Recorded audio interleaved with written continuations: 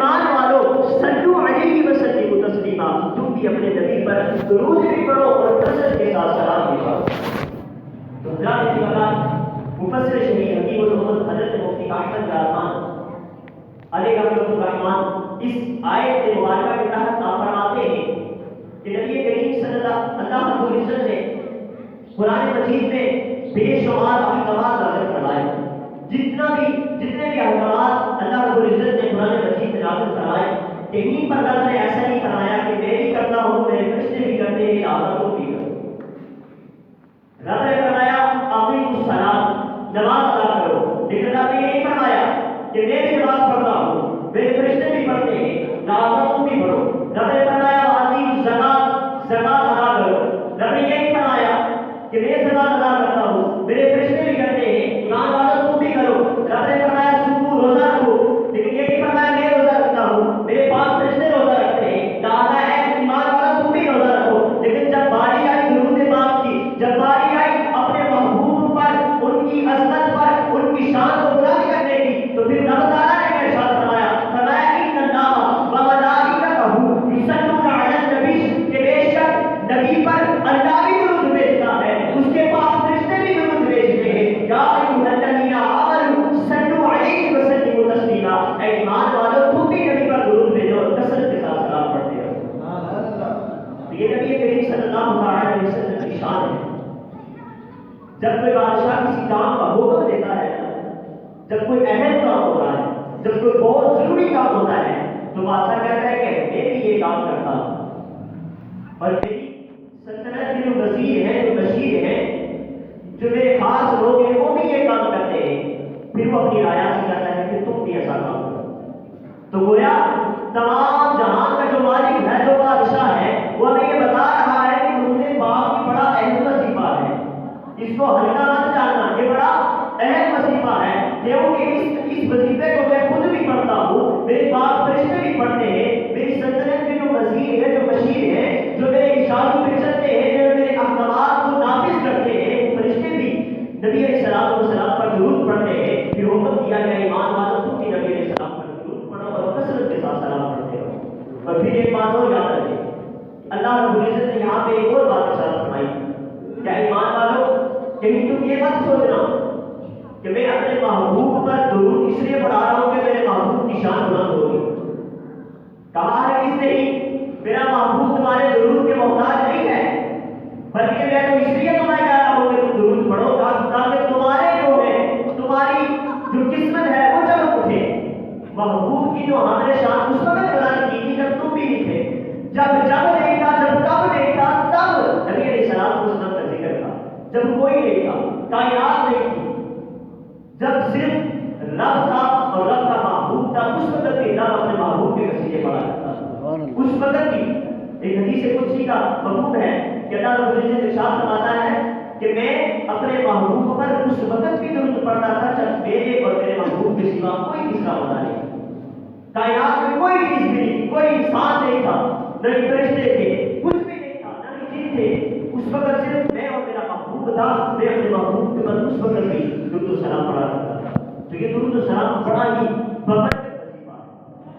حضرت انس بن مالک رضی اللہ تعالیٰ عنہ روایت کرتے ہیں کہ نبی کریم صلی اللہ علیہ وسلم نے ارشاد فرمایا کہ جو مجھے حق جانتے ہوئے اور مجھ پر ایک مرتبہ درود پاک پڑھتا ہے تو رب تعالیٰ اس بندے پر جو درود پڑھتا ہے اس کے وسیلے سے ایک فرشتہ پیدا کرتا ہے جو صبح و شام اس بندے کے لیے دعا استغفار کرتا ہے۔ اور رب فرماتا ہے کہ جس طرح اس نے میرے محبوب پر درود پاک پڑھا، اسی طرح تو قیامت تک اس بندے پر دعائیں استغفار کرتا رہو، اس بندے کی بخشش کے لیے دعا کرتا رہے۔ تو یہ درود ایک ایسا وظیفہ ہے جس کی بڑی برکتیں ہیں۔ اگر مصیبتوں نے گھیرا ہے تو درود پڑھو، شفا مل جائے۔ مشکلات آ چکی ہے، درود پڑھو کہ درود کی برکت سے مشکلات ساری کر جائیں۔ یہ ایک ایسا وظیفہ ہے۔ اور پھر ماہ شعبان المعظم کی جو دوسری اہم عبادت ہے، ایک یہ تھی کہ ماہ شعبان المعظم کو کریم آقا علیہ السلام نے اپنا مہینہ کہا کہ شعبان میرا مہینہ ہے، اور پھر اس کے بارے میں فرمایا کہ اس ماہ شعبان المعظم کو شہر الصلاۃ کہا گیا، درود کا مہینہ کہا گیا۔ تو اس مناسبت سے یہ سب سے بڑی جو اہم عبادت تھی وہ یہ تھی کہ ماہ شعبان المعظم میں درود پاک کی کثرت کرو۔ اور دوسری اہم عبادت اس ماہ شعبان المعظم کو شہر القرآن کہا گیا، قرآن کا مہینہ۔ اور اس ماہ شعبان میں رب العزت کی بارگاہ نے عرض کی کہ ہمارے الہی تو نے مجھے دو افضل ترین مہینوں کے درمیان میں لایا، ایک رجب اور دوسرا رمضان۔ رجب اور رمضان کے درمیان تو مجھ کو لے کر آیا ہے، میرے لیے کیا ہوگا، میرے لیے کیا مصیبت ہے؟ تو رب تعالیٰ نے ارشاد فرمایا اس لیے کہ تجھ میں میں نے قرآن کو رکھا ہے، تجھ میں میں نے قرآن کی تلاوت کو رکھا ہے۔ تو اس سلسلے میں ماہ شعبان المعظم کو شہر القرآن بھی کہا گیا۔ اور اس کی دوسری جو اہم عبادت ہے کہ ماہ شعبان المعظم میں کون سی عبادت کرنی چاہیے، تو درود پاک کے بعد جو افضل ترین عبادت ہے وہ قرآن کریم کی تلاوت کرنا ہے۔ اور قرآن کریم کی تلاوت کی کیا شان نرالی ہے کہ بندہ ایک مرتبہ پڑھتا ہے، ایک لفظ ایک حرف پڑھتا ہے تو رب اسے 10 نیکیاں عطا کرتا ہے۔ میری ماتا علیہ السلام کی حدیث سے مبارکہ ہے، آپ فرماتے ہیں کہ جب بندہ قرآن کریم کا ایک حرف پڑھتا ہے تو رب تعالیٰ اسے 10 نیکیاں عطا فرماتا ہے۔ اور پھر آپ نے فرمایا کہ میں یہ نہیں کہتا کہ الف لام میم یہ ایک حرف ہے، بلکہ آپ نے فرمایا کہ الف لام میم یہ 3 حرف ہے۔ الف ایک حرف، لام دوسرا حرف اور میم یہ تیسرا حرف ہے۔ گویا جب کوئی الف لام میم پڑھتا ہے تو رب اسے 30 نیکیاں عطا کرتا ہے۔ یہ قرآن کی تلاوت، یہ قرآن کی بڑی برکت ہے۔ آج دیکھیں ہمارے گھروں میں مشکلات کتنی آ چکی ہیں، مصیبتیں کتنی آ چکی ہیں، طرح طرح کی ہمارے گھر میں بےدردیاں آ چکی ہیں، ہم اس کا اظہار بھی کرتے ہیں، ہم لوگوں کے سامنے اظہار کرتے ہیں کہ میرے گھر میں یہ فلاں پریشانی آ چکی ہے، میں مہینے بھر میں اتنا کماتا ہوں لیکن میری پوری نہیں ہوتی، خرچے میرے بڑھ گئے ہیں، اخراجات بہت زیادہ ہو چکے ہیں، مہنگائی بڑھ چکی ہے۔ مہنگائی تو بڑی ہے لیکن ہم نے کہیں پہ قرآن کو تو نہیں چھوڑا ہے۔ ہمارے گھر میں ہم سب کے گھر میں قرآن مجید ضرور، ہر گھر میں تشریف فرما ہوتا ہے، ہر گھر میں قرآن مجید لازمی ہوتا ہے، لیکن ہمارا قرآن مجید صرف ہماری الماریوں کی زینت بنا ہوا ہے۔ اگر میں یہ کہوں کہ آج ہی اپنے گھر میں جا کر اپنے قرآن پاک کو اٹھائیں اور اس پر دیکھیں کتنا گرد و غبار پڑا ہوا ہے تو یہ بات جھوٹ نہیں ہوگی۔ ہم نے تو اس کو رسم کے لحاظ پہ رکھا ہوا ہے۔ اگر کوئی مر جاتا ہے، یہ تو پہلے ہوا کرتا تھا، اب تو اور آسان ہو چکا، کوئی مر جاتا ہے تو مسجد میں بھیج دو، وہیں پہ قاری صاحب پڑھیں گے، بچے پڑھیں گے، وہیں پہ سارے ثواب ہو جائے گے۔ اپنے گھر میں جو قرآن پاک ہے اس کو بولنے کی ضرورت نہیں ہے۔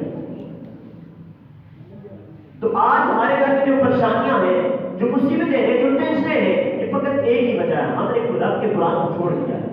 وہ قرآن جس قرآن کے بارے میں کہا جاتا ہے کہ لو انزلنا هذا القرآن على جبل لرأيته خاشعا متصدعا من خشية الله، رب فرماتا ہے کہ اگر ہم اس قرآن کو پہاڑوں پر نازل کرتے تو پہاڑ جو تھے نا وہ ریزہ ریزہ ہو جاتے، رب کے خوف سے ریزہ ریزہ ہو جاتے، لیکن رب نے اس قرآن پاک کو ہمارے نبی علیہ الصلوۃ والسلام کے دل پر اتارا اور ہمیں یہ تحفہ دیا کہ قرآن پڑھو۔ اور یہ قرآن ایک ایسی کتاب ہے کہ رب سے کلام کرنے میں شرط ملتا ہے بندے کو۔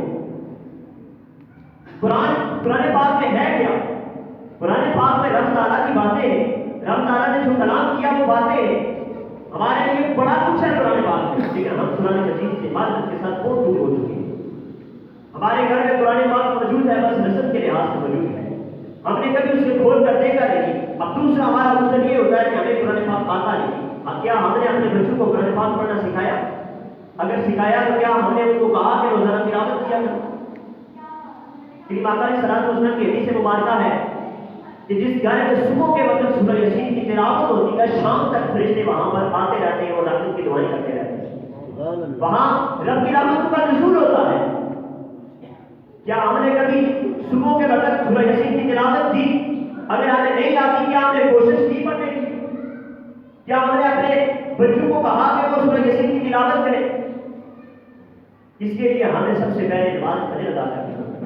جب ہم نماز فجر ادا کریں گے تو تبھی سورہ یاسین پڑھیں گے۔ نماز فجر کے لیے نہیں اٹھیں گے تو بعد میں اٹھ کر کس نے سورہ یاسین پڑھنی ہے، کس نے قرآن کو دیکھنا ہے؟ تو اس لیے اپنے جو دامن ہے وہ قرآن کے ساتھ وابستہ کریں، قرآن کو مضبوطی کے ساتھ تھامیں۔ اگر ہم قرآن کو چھوڑ کر، اگر ہم چاہتے ہیں کہ ہم قرآن کو چھوڑ دیں اور پھر ہم کامیاب ہو جائیں، کامیابی ہمارے قدم چومے، تو ایسا ہر کس نہیں ہو سکتا۔ ہمیں قرآن کے ساتھ وابستہ ہونا پڑے، قرآن کو تھامنا پڑے گا اور مضبوطی کے ساتھ تھامنا پڑے گا. وَاعْتَصِمُوا بِحَبْلِ اللَّهِ جَمِيعًا وَلَا تَفَرَّقُوا کہ اللہ کی رسی کو مضبوطی کے ساتھ تھامے رکھو. اللہ کی رسی کیا ہے؟ یہی قرآن ہے. اس قرآن کو ہمیں تھام کر رکھنا ہے. جب قرآن کے ساتھ ہمارا ناطہ ہمارا رشتہ مضبوط ہو جائے گا تو ہماری پریشانیاں بھی دور ہو جائیں گی, ہماری ٹینشنیں بھی دور ہو جائیں گی, ہماری مصیبتیں بھی دور ہو جائیں گی. تو اس لیے حضرات جی وقت اپنے گھروں میں جو ہم نے قرآن پاک رکھے ہوئے ہیں روزانہ اپنی نیت کریں آج کہ روزانہ اس کو تقریباً 1 مرتبہ کھول کر چھوپ کر اس کی زیارت کو کیا کریں. اگر ہمیں نہیں آتا تو ہم باوضو ہو کر ہم اس قرآن کے جو حرف ہے ان پر اپنی انگلی پھیریں, گویا کہ ہم اس کی تلاوت کر رہے ہیں. نیت تو کریں, انشاءاللہ کہنا چاہیے. اگر آپ انشاءاللہ ابھی سے کہیں گے, اگر آپ کی یہ نیت سچی ہوگی تو ابھی سے آپ کو ثواب ملنا شروع ہو جائے. تو سارے اچھی بات سے کہیں انشاءاللہ کہ آج سے آپ کے گھر میں جو قرآن پاک پڑا ہے, جو قرآن پاک رکھا ہوا ہے, آپ اس کو آج ہی اٹھا کر اس کے اوپر جو گرد و غبار ہے اس کو جھاڑ کر, اس کو چوم کر, آنکھوں سے لگا کر پھر آپ اس کو پیار بھری نظروں سے دیکھیں گے اور جس کو آتا ہے وہ اس کی تلاوت کرے. اور روزانہ اپنا معمول بنا لیں کہ صبح کے وقت روزانہ اپنے گھر میں قرآن مجید کی تلاوت کا معمول بنائیں. نہیں آتا تو صرف اس کی زیارت کریں اور سیکھیں. یہ قرآن ایسی کتاب ہے جو ہم پر نازل کی گئی ہے, یہ ہمیں تحفہ دیا گیا ہے. رب تعالیٰ سے ہم کلام ہونے کی شرط ہے, رب کی باتیں ہیں قرآن مجید میں. ہم کیسے مسلمان ہیں کہ ہم پر جو کتاب نازل کی گئی ہمیں وہ بھی نہیں آتی. ہم تو پھر نام کے مسلمان ہیں. تو اس لیے ماہ شعبان المعظم کو شہر القرآن بھی کہا گیا کہ یہ قرآن کا مہینہ ہے. تو اس مہینے میں زیادہ سے زیادہ کثرت کے ساتھ قرآن پاک کی تلاوت کرنی چاہیے. اور پھر تیسری اہم عبادت جو ماہ شعبان المعظم میں کی جاتی ہے وہ ہے نفلی روزے. حضرت سیدنا عائشہ صدیقہ طیبہ طاہرہ عابدہ زاہدہ مفتیہ سلام اللہ علیہا آپ فرماتی ہے کہ نبی کریم صلی اللہ تعالی علیہ وسلم رمضان کے علاوہ سب سے زیادہ جس مہینے میں روزے رکھا کرتے ہیں وہ شعبان المعظم کا مہینہ ہوا کرتا ہے. آپ شعبان المعظم میں کثرت کے ساتھ روزے رکھا کرتے ہیں. نفلی روزے کی اپنی ایک چاشنی ہوتی ہے, اپنا ایک مزہ ہوتا ہے. رمضان مبارک کے روزے تو فرض ہیں, وہ تو رکھنے ہی رکھتے ہیں, ساتھ شعبان المعظم کے روزوں کی بھی کثرت کریں اور روزے رکھیں. حضرات اسی وقت یہ ماہ شعبان المعظم جو ہمارے درمیان تشریف لا رہا ہے, یہ نبی علیہ السلام کا پیارا مہینہ ہے. حضور نبی کریم صلی اللہ علیہ وسلم نے ارشاد فرمایا کہ شعبان شہری, شعبان میرا مہینہ ہے.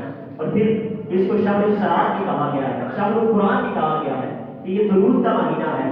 اس مہینے میں کثرت کے ساتھ امام علیہ السلام پر درود پاک پڑھیں اور کثرت کے ساتھ قرآن پاک کی تلاوت کریں اور نفلی روزوں کی بھی کثرت کریں. اللہ ہمیں کی توفیق عطا فرمائے. واقعی